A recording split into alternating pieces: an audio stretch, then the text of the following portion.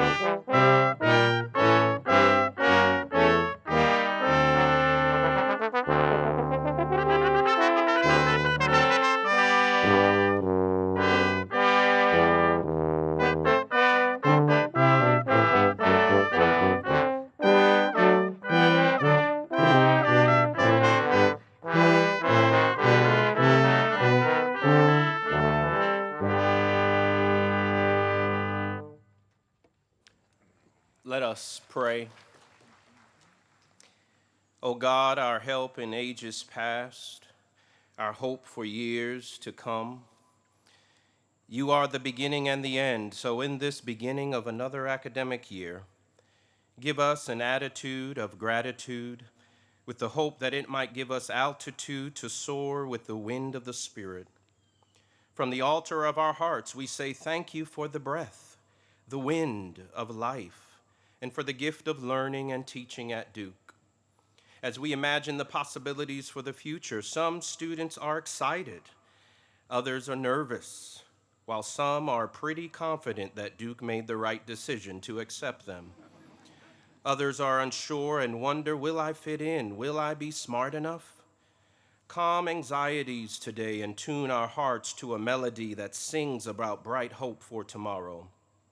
Let the name of this quad, Abele, and the name of the university, Duke, remind us of those who've come before us so that we know we've never been alone on this journey. Let the Duke stone remind us of all of the human hands that have built this institution into what it is today, and show us how to continue to build its inclusive future together with trustees, administrators, faculty, staff, and students.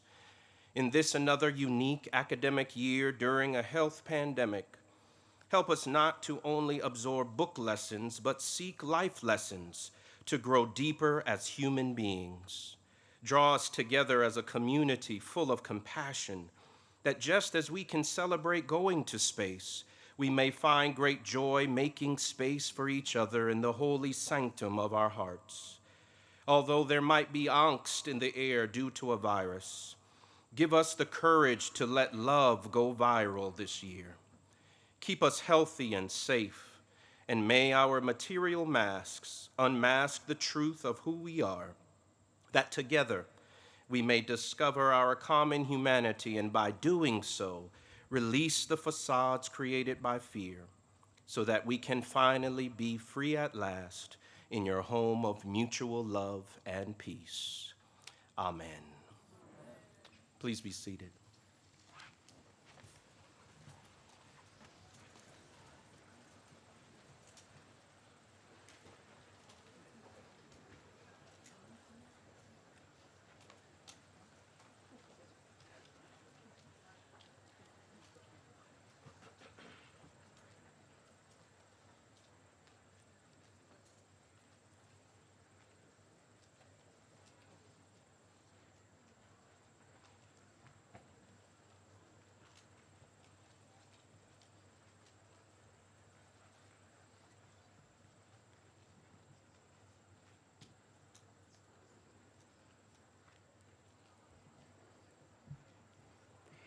Hello, Duke University class of 2025. My name is Christina Wang, and I'm so excited and honored to be here today as your student body president. Let me start by welcoming you to our campus and our amazing city of Durham and offering my warmest congratulations to each and every one of you. I remember being in your seat, feeling anticipation, anxiety, and wonder at all the possibilities that lay ahead. Today, I want to share with you a few nuggets of wisdom that have shaped my time at Duke, and I hope they will shape yours too. Let's start with the F word. Not that F word, though at times it might cause the same visceral reaction. I'm referring instead to failure, which I've come to realize is so subjective and often misused by the student body. Duke, as we all know, is full of brilliant and capable people. Your peers, professors, administrators, and alums are among the best of the best. Speaking from experience, it's easy to feel out of place. You may feel pressure to constantly succeed, to be picture perfect in order to make it. I came to Duke thinking I would become a doctor. On my first chemistry midterm, I scored a 32%. I would have slept through my second if my friend hadn't tracked my location and realized I was still in bed. And the night before my final, I cried in Perkins Library, right there. Before Duke, as most of you can probably relate, I was used to succeeding, but I was capital F failing. My thinking grew catastrophic. These failures will determine my entire future. Spoiler alert, I passed the final, but I'm not en route to becoming a doctor. And more importantly, those exams and all my tiny failures before and after absolutely did not determine my future.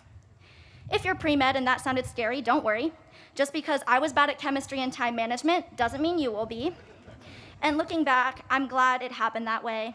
Those failures were not the reason I decided not to become a doctor, but they taught me lessons in self-forgiveness and opened so many doors for me to discover that my passions were elsewhere. Perhaps my biggest leap of faith was deciding to run for student government.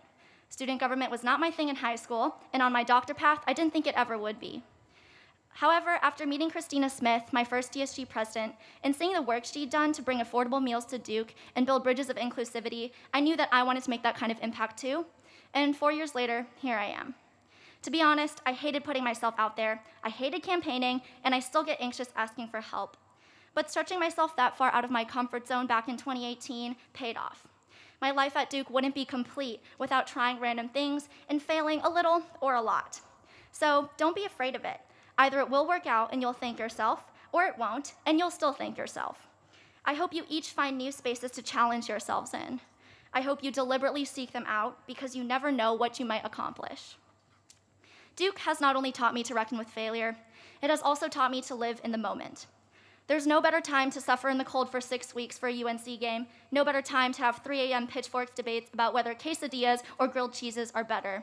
There's no better time to deliver chocolate chip pancakes to your heartbroken friend, or to scooter to the Bulls Stadium at sunset, or to wolf down chips and guac at 𝐀𝐻𝐨𝐿, or to have a snowball fight on Main Quad. There will never be another 4 years like this, and it goes by faster than you think. Just remember that the only life we ever live is the one we're living right now.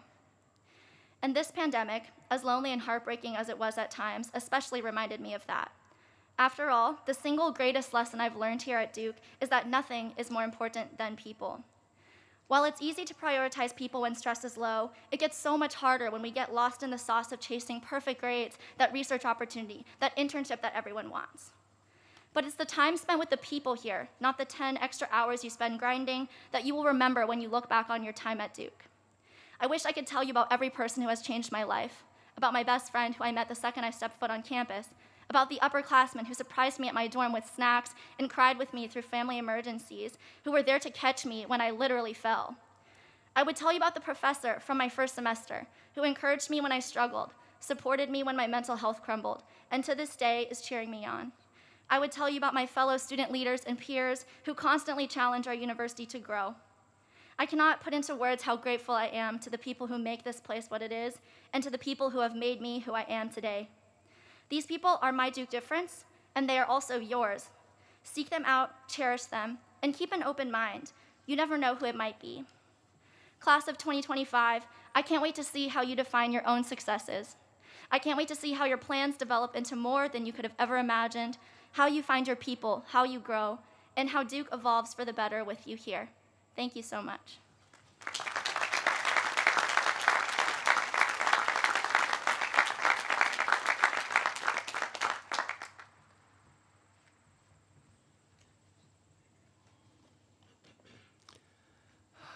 Good morning. And parents, hey, I see you. I wish you could see. It's really pretty spectacular. I know that everyone here is as delighted to see you as I am in person.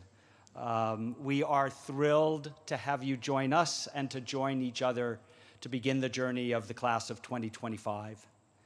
Each year, I have the privilege of presenting the entering class to the university community, and it's a particular pleasure to greet you and welcome you and acknowledge what it took for you to get here. We know that the last 18 months were not what you expected for the culmination of your time in high school. Your lives were disrupted. Some of you experienced great losses. You were challenged in ways that you couldn't have imagined, and you had moments of doubt and weakness and fear. But you also managed. You adapted, you grew, you persevered, you stayed strong, you made it work, and you made it here. We are very, very proud of you, and you should be proud of yourselves. In fact, you should applaud yourselves right now and give each other high fives or elbows.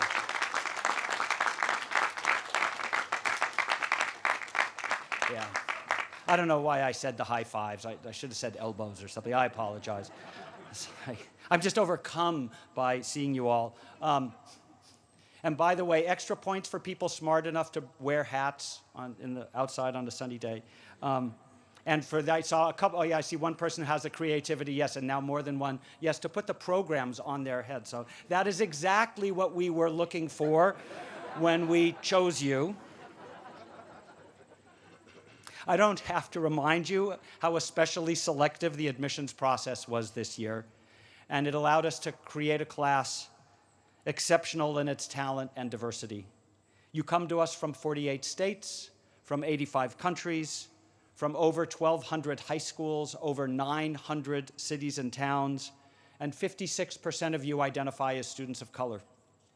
I also want to note the 165 of you, almost 10% of the class, who took a gap year before coming to Duke.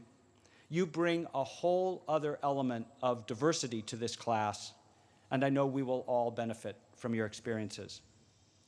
I also want to acknowledge for a moment what you managed to do under the most trying of circumstances.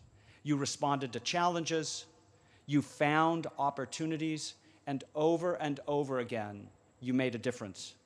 One of the things we look for is people who care about a sense of community and who treat other people well. And we were struck by how hard you worked to stay connected to your communities when it was not easy to do so, and how often you created new communities when it was the right thing to do and when it was needed. So you belong here. You earned your place here. You deserve to be here.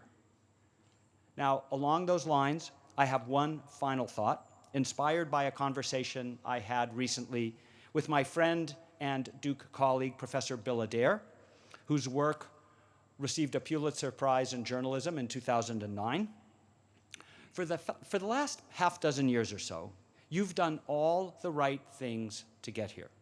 Demonstrated persistence, talent, kindness, incredible hard work, and a drive to fit as much as possible into the 168 hours of every week. Like, you have crammed it in.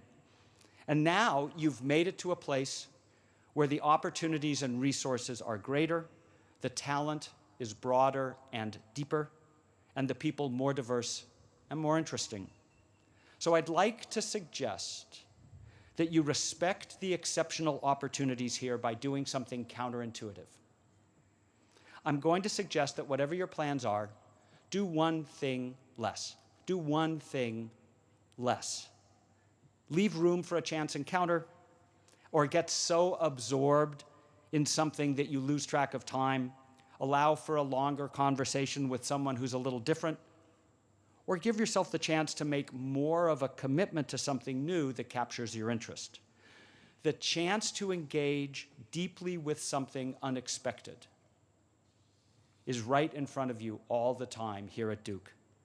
And doing one thing less will give you that chance to have that special Duke experience. And we know that you're prepared for it. So now, I'd like to invite Valerie Ashby, Dean of Trinity College of Arts and Sciences, Jeff Glass, Interim Dean of the Pratt School of Engineering, and Gary Bennett, Vice Provost for Undergraduate Education, to please come forward.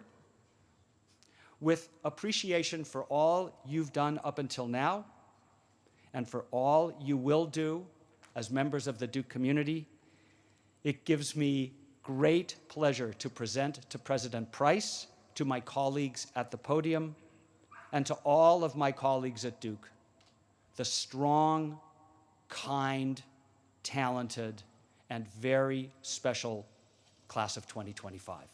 Thank you.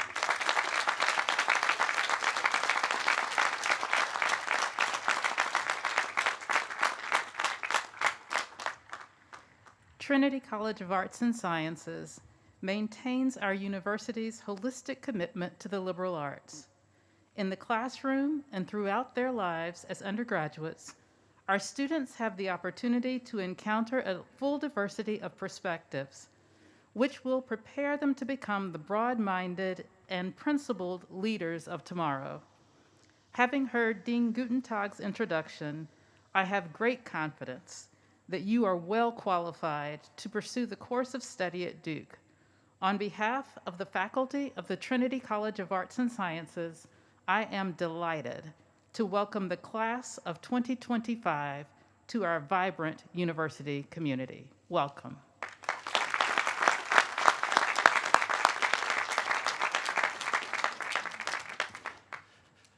Duke's Pratt School of Engineering takes great pride in preparing our students to be the passionate innovators who will solve tomorrow's complex societal challenges. You will learn from faculty who are experts in many exciting engineering areas, from data science to quantum computing to biomedical engineering, to name just a few. And you'll have the opportunity to put what you learn into practice from their very first days here through our first-year design experience. I share Dean Ashby's great confidence in the qualifications of this class. On behalf of the faculty of the Pratt School of Engineering, I am very pleased to welcome the class of 2025 to Duke University.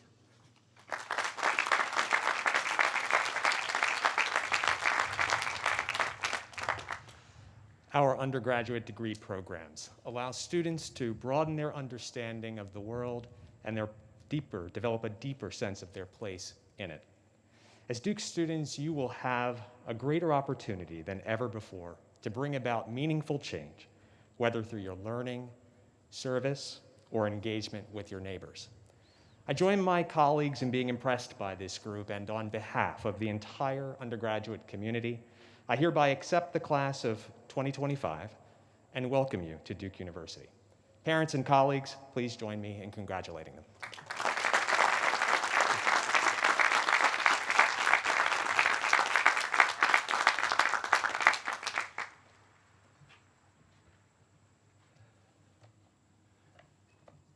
Good morning, class of 2025. I am thrilled, absolutely thrilled, to join my colleagues on this stage and across the university in welcoming you to Convocation and to Duke.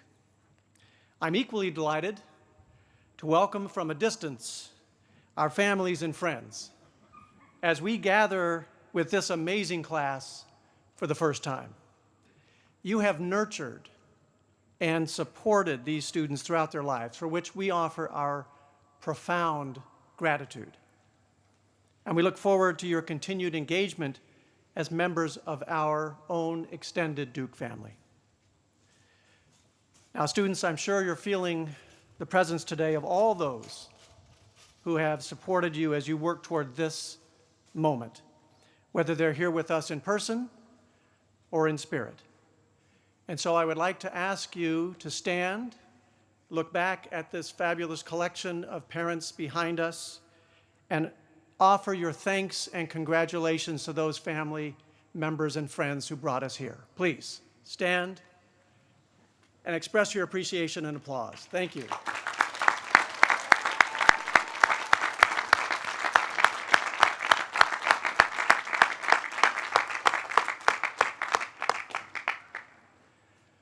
So, here you are, assembled for a truly once-in-a-lifetime experience. And while we wish the circumstances would have allowed us to gather in our intended venue, Cameron Indoor Stadium, I have to say that, heat and humidity aside, this is an extraordinary setting. Here, outside, under the Gothic spires and the towering oaks. And I will assure you that this is not what people refer to as Duke fans generally. Now, those of us who call this place home can sometimes overlook this incredible beauty that surrounds us, or take for granted the beautiful buzz of the comings and goings of students and faculty and staff and visitors. But the long solitude forced on us by the pandemic makes us uncommonly alert now to the joys of gathering. It's so good to see people on Abele Quad again. And as the critic and poet Peter Schjeldahl put it recently, I've been feeling apologetic to certain trees for my past indifference to their beauty. The return of all these people to Duke is not without its attendant pitfalls. And I'm not just speaking about the ongoing challenges of managing our lives amidst the ever-novel coronavirus. The other day, as I was crossing this quad, I saw our Vice President, Mary Pat McMahon, in the distance, walking toward me. and seeing an old friend after what feels like ages. Of course, I waved. Only Mary Pat did not wave back.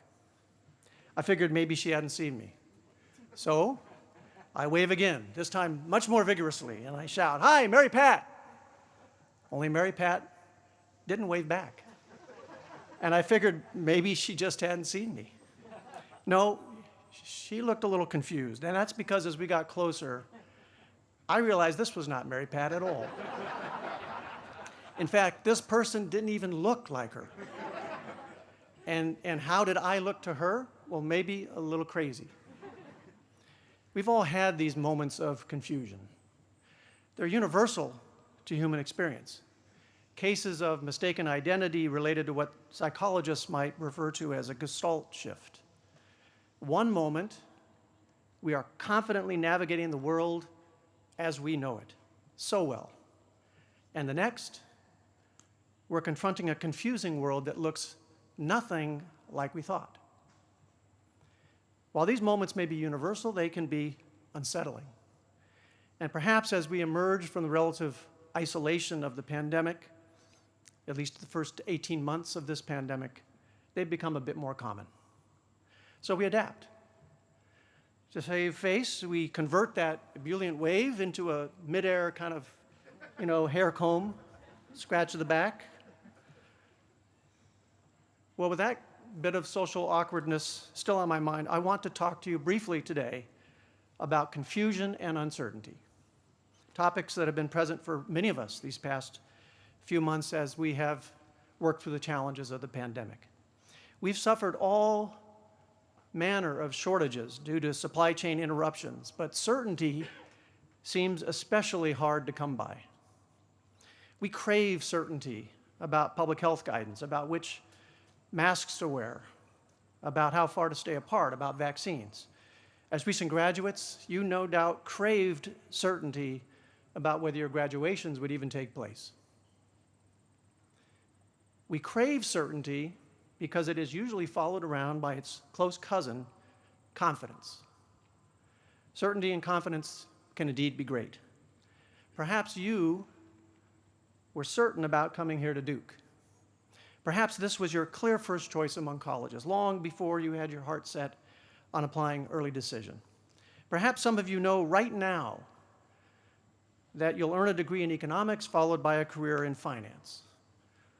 Or you'll head to medical school or law school after finishing your bachelor's degree. All of you have known what it takes to excel in high school, and you've confidently followed that path to the opportunities that now await you. Confusion, on the other hand, is not usually so welcome a companion. None of us particularly likes to look or to feel confused. Confusion and uncertainty are uncomfortable places to live, and they can undermine our confidence.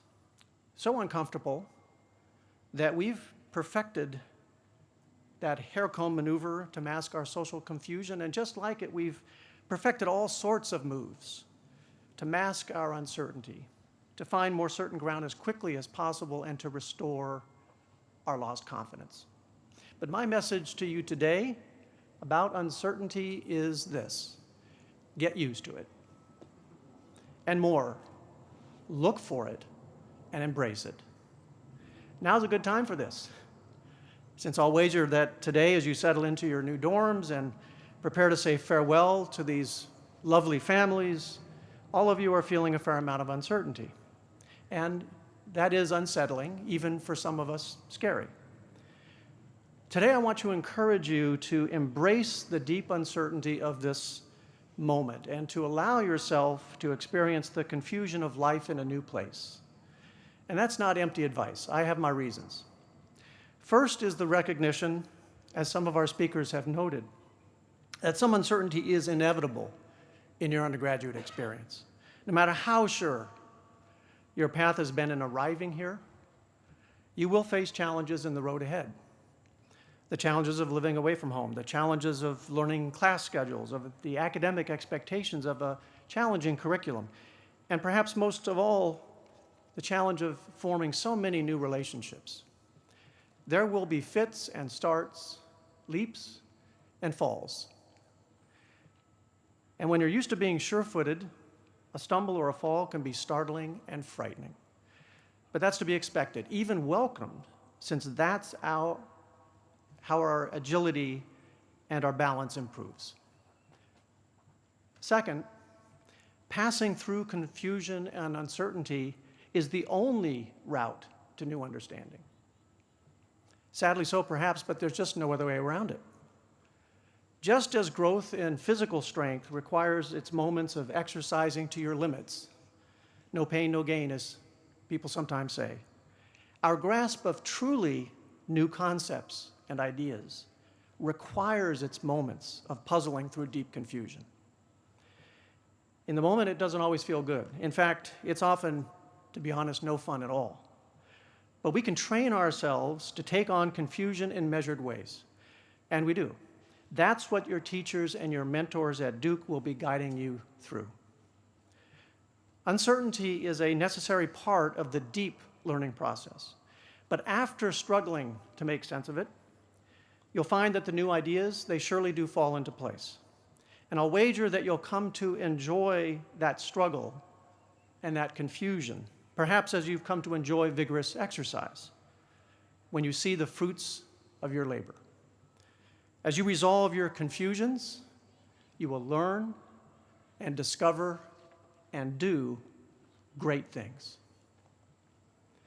Third, our willingness to embrace uncertainty, to be honest about how much we don't know, has perhaps never been more important to our society and to our public life, on campus and off.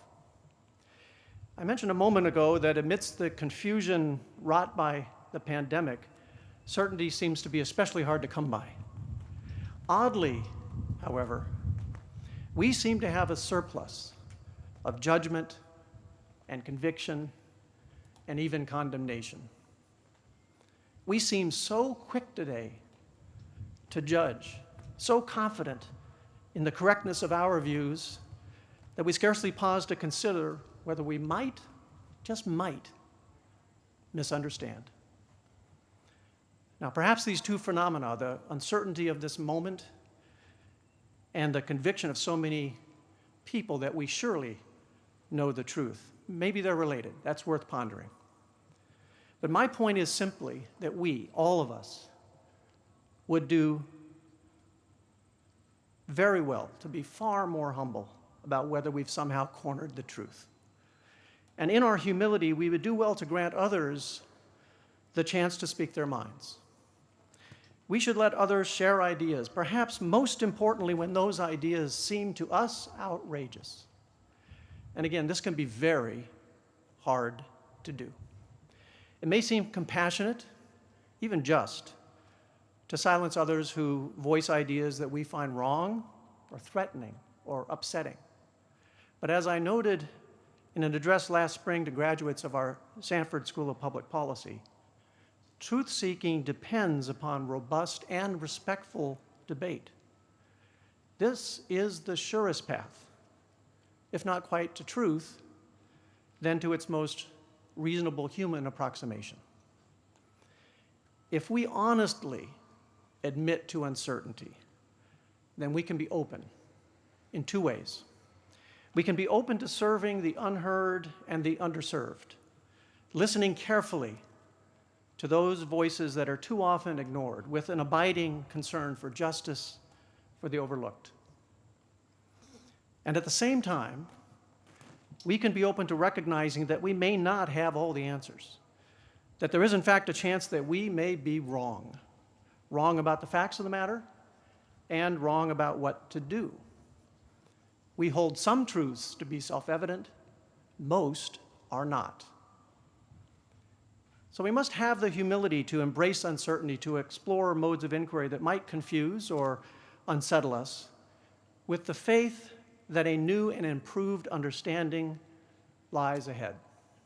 And that is ultimately our core mission as an institution of higher learning, one in which we now invite you to take part. It won't always be easy, but it will be exhilarating. At times, maybe a little too exhilarating. And to echo what you heard from Dean Guttentag, I will offer you one key piece of advice. Get some sleep. The best exercise routine has to include recovery time, and a brain at rest learns best. And if you should lose your confidence in your ideas, don't panic. That's learning, as I've just said. But you should never lose your confidence in your boundless capacity to learn and to grow. Or, and let me emphasize this, the fact that you belong here as a unique and deeply valued member of our community. You should remain confident, especially when your confusion grows, that others are with you in that confusion and that we're here to support you through it. Please never hide your confusion. Lean into it as a source of strength. Wear it as a badge of pride. And bring it to your teachers and your mentors and your friends and your classmates as a conversation starter. I'm sure that they'll be open and helpful to you in that moment, and I hope you will, in turn, be fully open to them. I am certain that you can do this. And that's why you're here today, under these trees and walking these paths. And if you happen to find yourself in Abele Quad someday over the next 4 years and you see a guy in a suit with round glasses, waving wildly in your direction, please do me a solid and wave back. I'll be very glad to see you all. Congratulations and welcome. We're delighted that you're here.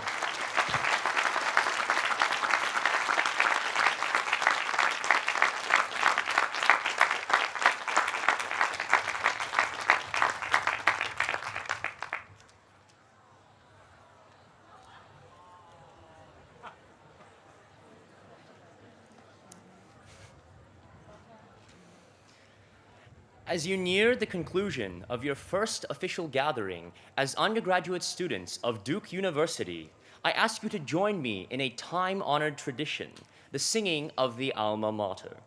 Dear Old Duke, as it is now popularly known, was composed by Robert Henry James, a member of the Trinity College of Arts and Sciences, college class of 1924. He said he was inspired to write a song that would show his gratitude and his devotion to his university. I hope that the words of the alma mater will ring true for you, not only at your 4 years at Duke, but throughout your lives, and that your time at this place will inspire you ever to turn, indeed, to dear old Duke. I will sing the alma mater once through, and then I invite you to join me in singing it. Please stand and remain standing throughout the closing procession. Welcome to Duke.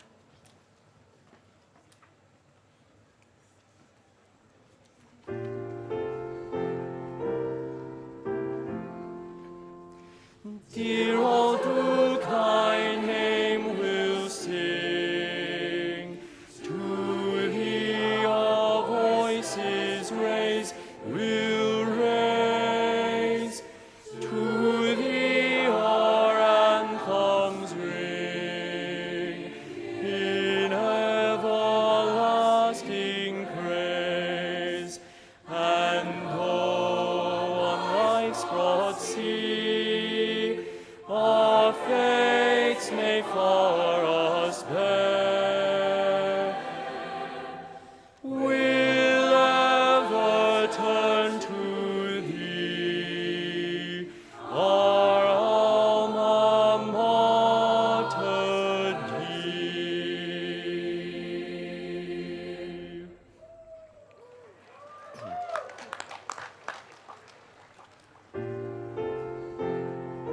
Join me in singing this time. Dear old Duke, thy name will sing. To thee our voices raise, will raise. To thee our anthems ring. In everlasting praise. And see, our fates may for us bear. We'll ever turn to thee, our alma mater dear.